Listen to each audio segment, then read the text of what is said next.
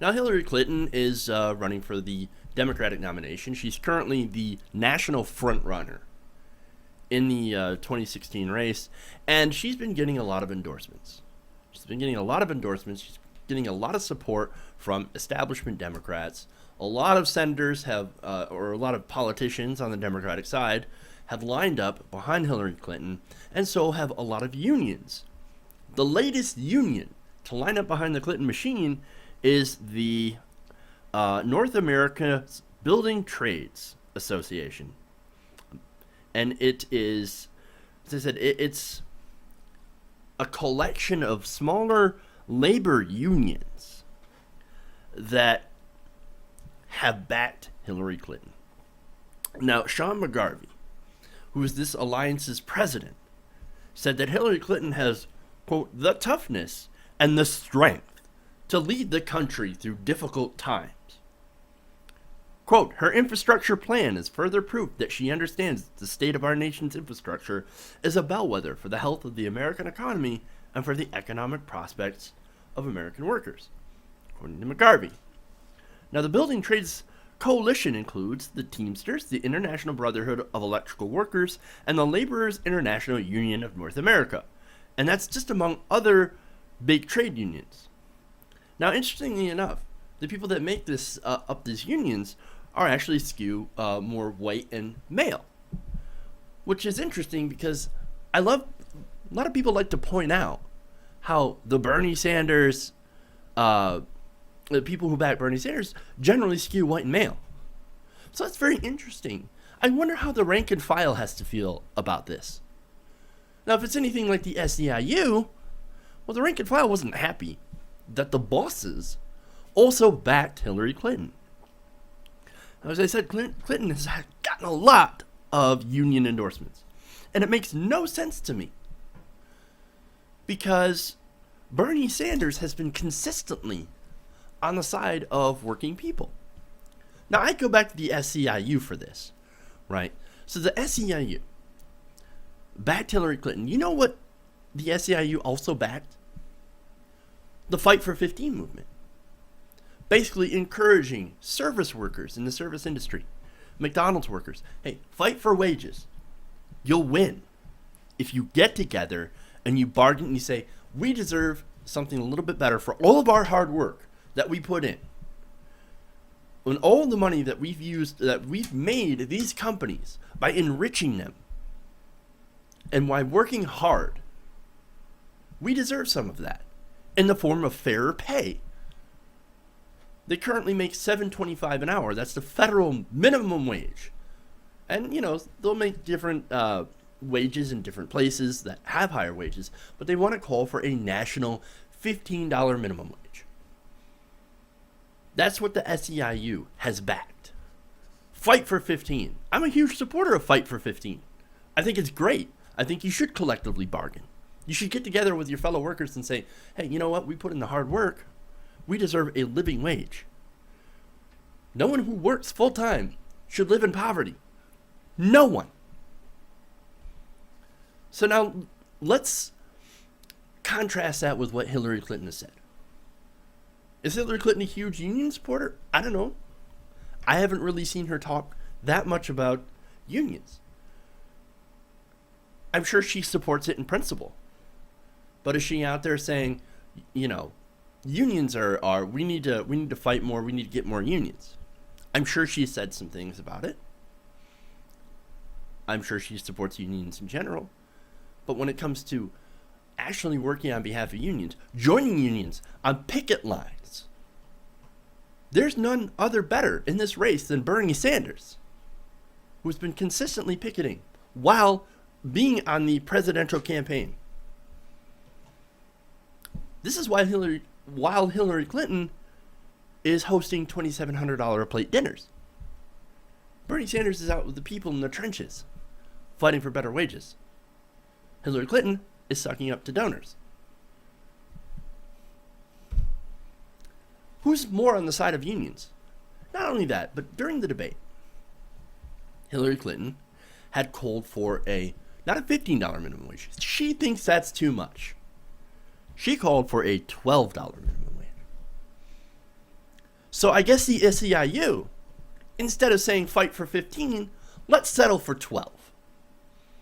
Let's settle for 12. Look, it's not as if I think Hillary Clinton is against unions in general. I had said repeatedly that I'm sure she does believe in collective bargaining, right? And that she does believe in raising the minimum wage. Okay, great. But here's the thing. You have all of these trade unions that should have been supporting Bernie Sanders going to Hillary Clinton. Why? Well, I've got some speculation, and maybe I'm wrong. But here's what I think about this. I think that these unions are being pragmatic. They see that Hillary Clinton is 30 points higher in the polls, in the national polls, than Bernie Sanders. She has a commanding lead. Those are facts. You can't ignore those. Okay? Bernie's the underdog. He's always been the underdog. But you look at New Hampshire and Iowa, he's damn well closely tied to Hillary Clinton because he's been hitting the ground. And he's been connecting with people. But nationally, he's still far behind. These union bosses will see that and go, let's make the pragmatic choice. Let's go with Hillary Clinton. Let's go with who we presume to be the front runner. Who we think is going to win. And if we don't side with Hillary Clinton and she wins, the Clinton machine will crush us.